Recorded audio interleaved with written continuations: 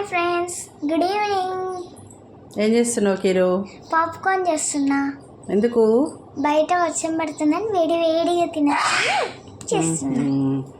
Okay, కొంచెం oil వేసి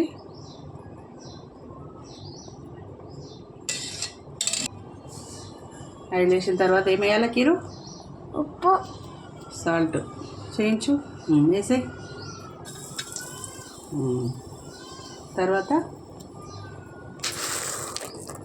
మక్కలు, పాప్కార్న్ మక్కలండి వేసేయి. అంతే, మూత పెట్టేసేయాలి. ఓకే, కొద్దిసేపు ఉంచితే అయిపోతుందండి.